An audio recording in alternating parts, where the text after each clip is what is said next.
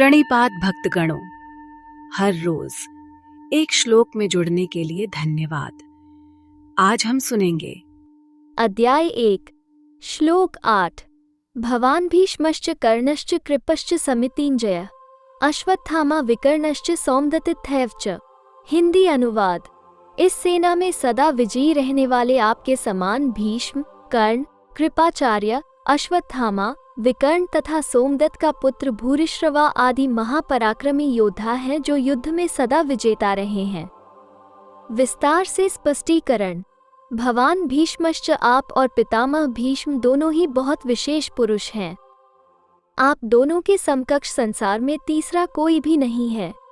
अगर आप दोनों में से कोई एक भी अपनी पूरी शक्ति लगाकर युद्ध करे तो देवता, यक्ष, राक्षस, मनुष्य आदि में ऐसा कोई भी नहीं है जो कि आपके सामने टिक सके। आप दोनों के पराक्रम की बात जगत में प्रसिद्ध ही है। पितामह भीष्म तो आबाल ब्रह्मचारी हैं और इच्छा मृत्यु हैं, अर्थात उनकी इच्छा के बिना उन्हें कोई मार ही नहीं सकता। महाभारत युद्ध में द्रोणाचार्य धृष्टद्युम्न के द्वारा मारे गए और पितामह भीष्म ने अपनी इच्छा से ही सूर्य के उत्तरायण होने पर अपने प्राणों का त्याग कर दिया। कर्णश्च, कर्ण तो बहुत ही शूरवीर है। मुझे तो ऐसा विश्वास है कि वह अकेला ही पांडव सेना पर विजय प्राप्त कर सकता है। उसके सामने अर्जुन भी कुछ नहीं कर सकता। ऐसा वह कर्ण भी हमारे पक्ष में है। कर्ण महाभारत युद्ध में अर्जुन के द्वारा मारे गए। कृपश्च समितिञ्जय, कृपाचार्य की तो बात ही क्या है, वे तो चिरंजीवी हैं, हमारे परम हितैषी हैं और संपूर्ण पांडव सेना पर विजय प्राप्त कर सकते हैं। यद्यपि यहाँ द्रोणाचार्य और भीष्म के बाद ही दुर्योधन को कृपाचार्य का नाम लेना चाहिए था, परंतु दुर्योधन को कर्ण पर जितना विश्वास था उतना कृपाचार्य पर नहीं था।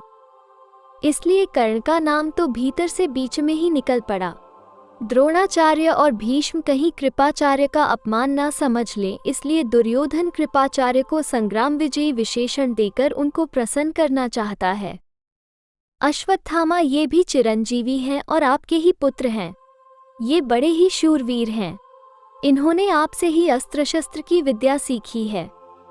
अस्त्र शस्त्र की कला में ये बड़े चतुर हैं।